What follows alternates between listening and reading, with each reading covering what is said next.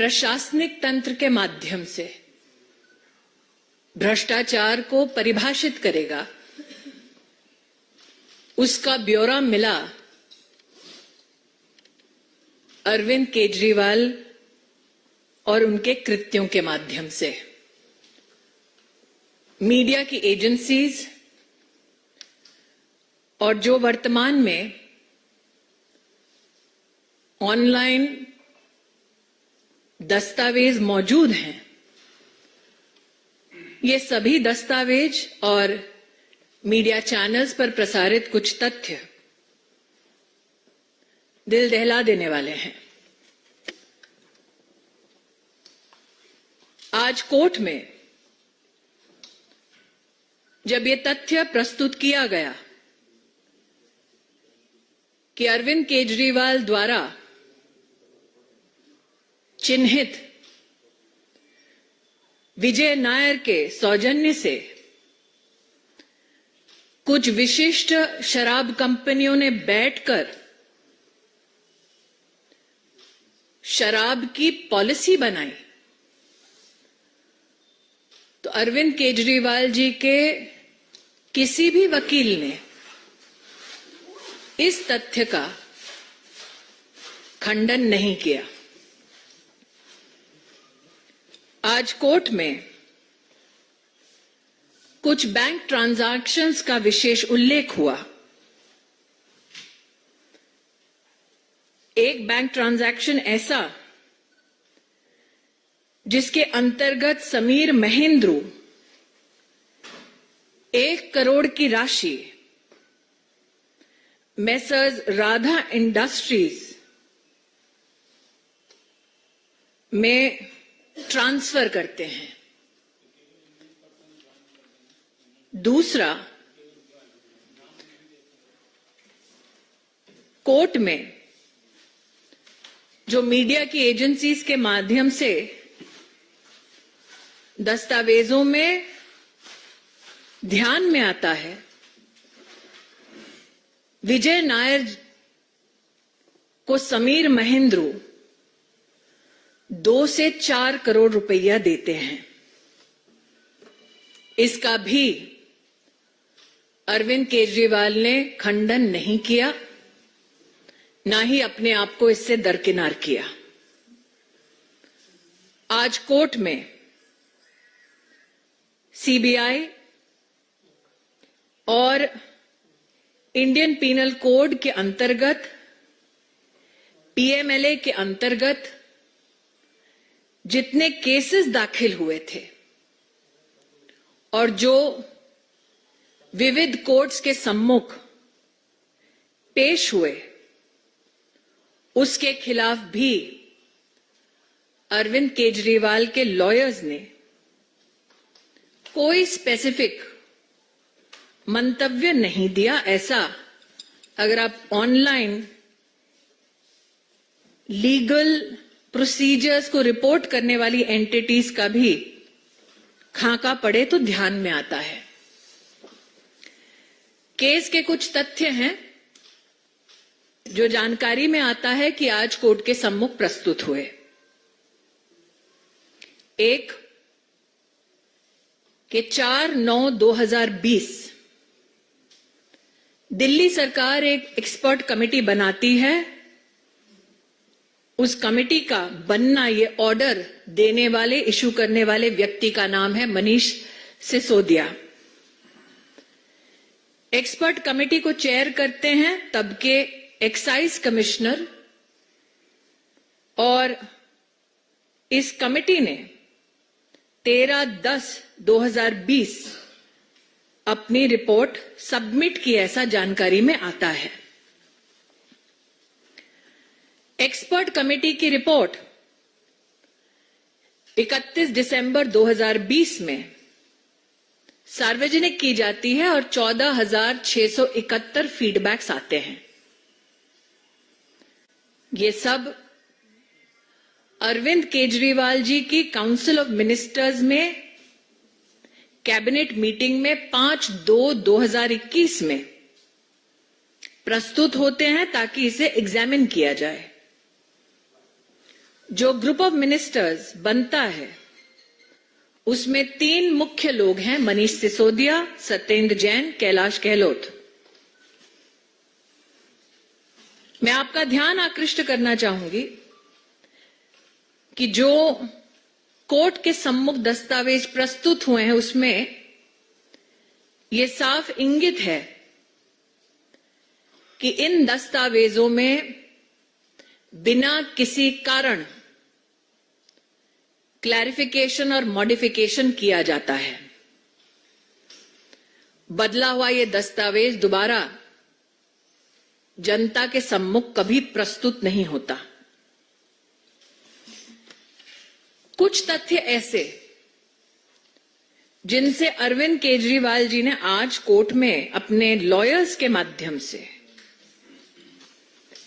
एक बार भी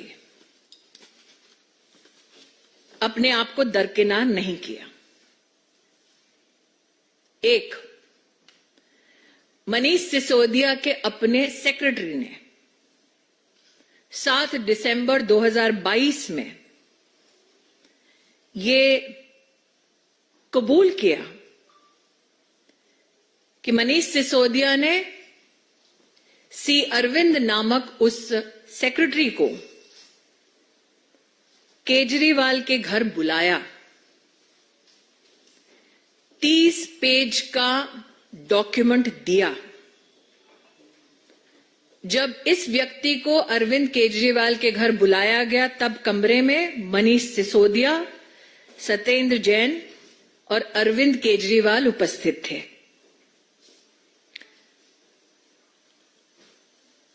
ये कहा गया है कि सी अरविंद मनीष सिसोदिया के सेक्रेटरी ने ये कबूल किया है कि मनीष सिसोदिया ने उनको इन सबकी उपस्थिति में कहा कि जो दस्तावेज थमाया जा रहा है वही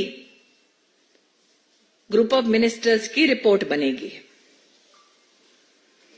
उस दस्तावेज में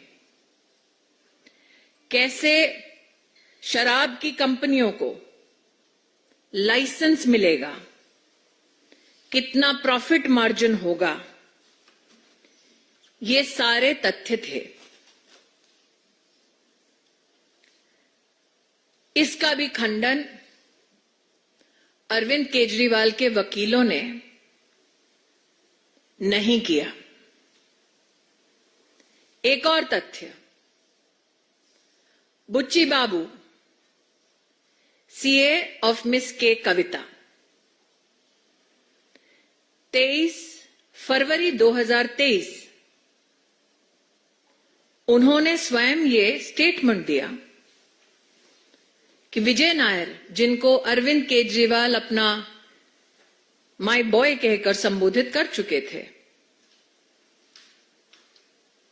उन्होंने शराब के इस घोटाले के संदर्भ में ये ऑफर दिया कि कुछ पॉलिसी में ऐसा बदलाव हो सकता है जिससे कि कविता को मुनाफा हो। मात्र ये स्टेटमेंट नहीं है,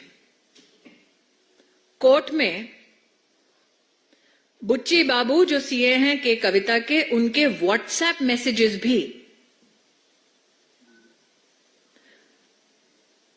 उपलब्ध हैं, ऐसा कोर्ट के सम्मुख कहा गया। तब भी अरविंद केजरीवाल जी के वकीलों ने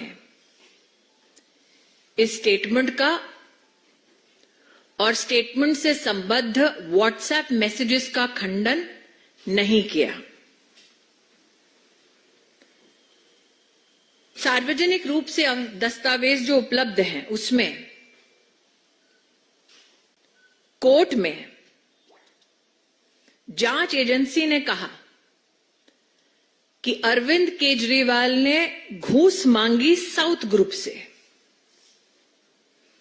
उसके संदर्भ में श्री एमएस रेड्डी का बयान पिछले साल का 6/7/2023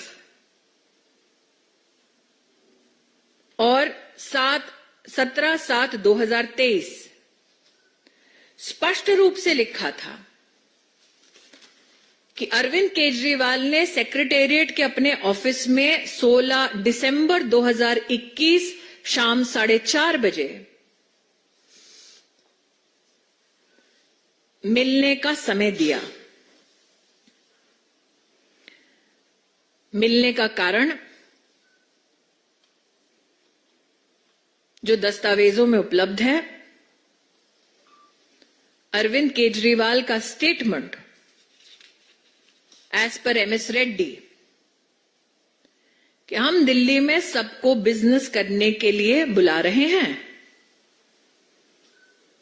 कविता, daughter of chief minister Telangana K Chandrashekar Rao ने हमें अप्रोच किया है और अरविंद केजरीवाल की पार्टी आम आदमी पार्टी को 100 करोड़ रुपए देने का विषय रखा है। तत्पश्चात एमएस रेड्डी ने कहा कि 19 मार्च 2021 को कविता उनसे मिली और कविता ने उनसे कहा कि वो 50 करोड़ का अरेंजमेंट करें। इस व्यक्ति ने अपने बेटे से कहा कि आगे की कार्रवाई कविता के साथ करें और उस बेटे ने उनसे बतलाया कि 30 करोड़ इस शराब घोटाले के लिए देना सुनिश्चित हुआ है। दस्तावेज में यह भी कहा गया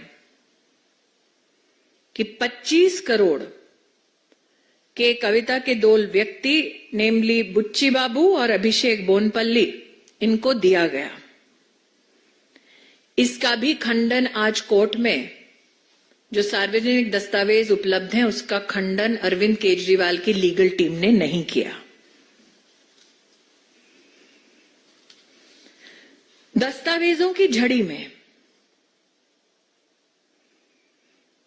आज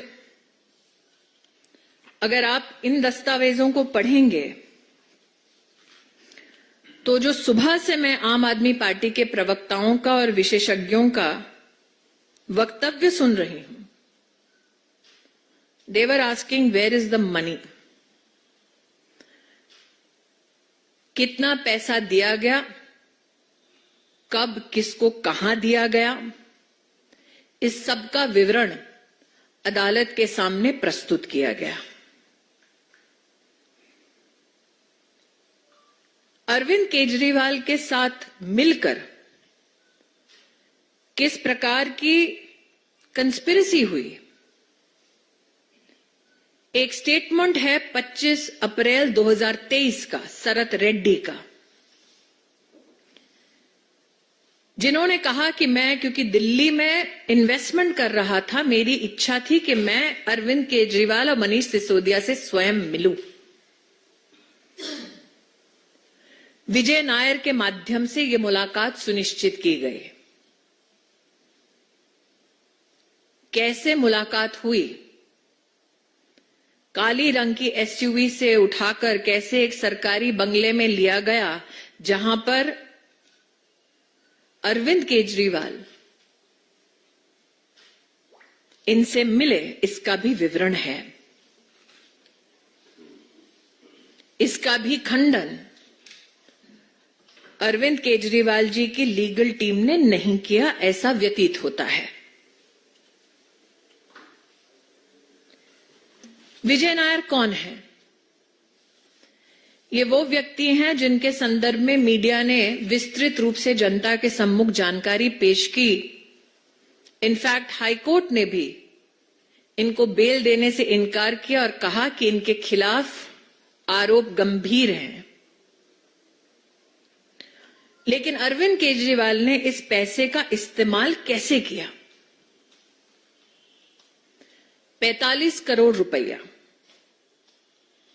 जिसे गोवा के इलेक्शन कैंपेन में इस्तेमाल किया गया। विवरण में जिस एविडेंस की बात होती है उसके चलते एक कंपनी के मालिक जिन्हें आम आदमी पार्टी के गोवा के चुनाव के लिए चिन्हित किया जाता है, उनके बयान हैं, इंक्लूडिंग एक एम्प्लॉय जिसका नाम है शायद इस्लाम काजी। मीडिया इसको पुष्टि कर सकता है। 45 करोड़ रुपीस जो आम आदमी पार्टी ने गोवा के विधानसभा के चुनाव में इस्तेमाल किया, उसकी जानकारी आईटी डिपार्टमेंट के विविध छापे, हवाला मनी का ट्रांजैक्शन कैसे हुआ, इस सब की पुष्टि सीबीआई ने की और अपनी सप्लीमेंट्री चार्जशीट में इसको फाइल किया 8/7/2023। इन सभी दस्तावेजों के साथ कॉल रिकॉर्ड्स भी कंफर्म करते हैं। इसका भी खंडन अरविंद केजरीवाल जी के वकीलों ने नहीं किया। जो रिकॉर्ड्स पाए गए, ये बताया जाता है कि अगस्त 2021 से लेकर जनवरी 2022 तक 18 मौकों पर 17 करोड़ से ज्यादा पैसा और 16 मौकों पर जून 21 से दिसंबर 21 के बीच 27 करोड़ रुपया का आदान प्रदान हुआ, ताकि आम आदमी पार्टी भ्रष्टाचार के अपने इस पैसे से गोवा के विधानसभा में अपनी राजनीतिक पहचान बना सके। ये पब्लिक नॉलेज है। इन दस्तावेजों के माध्यम से 4 रूट से गोवा पैसा भेजा गया। एक बार 12 करोड़, एक बार 7.1 करोड़, एक बार 16 करोड़, एक बार 7.2 करोड़, एक बार 2 करोड़। पैसा 4 रूट से ट्रांसफर हुआ, इसका खंडन अरविंद केजरीवाल के वकीलों ने नहीं किया। गोवा में 18 बार 17 करोड़, 16 बार 27 करोड़ का ये ट्रांजैक्शन हुआ, इसका खंडन अरविंद केजरीवाल जी के टीम ने नहीं किया। एडवर्टाइजिंग एजेंसी से लेकर, सर्वे करने वालों से लेकर, असेंबली सीट के मैनेजर्स से लेकर ये पैसा कैसे बांटा गया, इस सब का विवरण आज कोर्ट के सामने प्रस्तुत हुआ।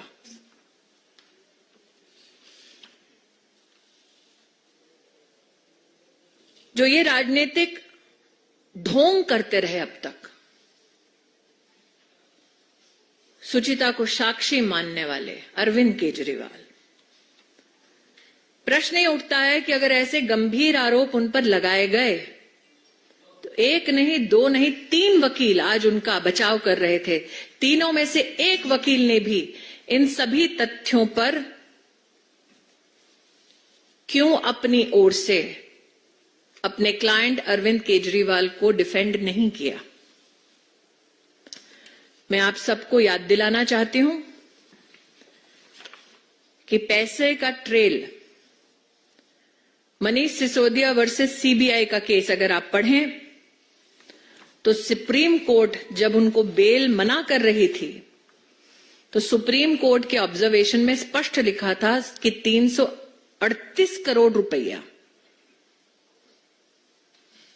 का भ्रष्टाचार हुआ है शराब घोटाले में, इसको कोई चुनौती नहीं दे सकता, ये सुप्रीम कोर्ट का मानना है।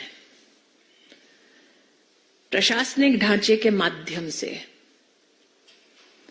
संविधान को कलंकित करने का अरविंद केजरीवाल का ये दुस्साहस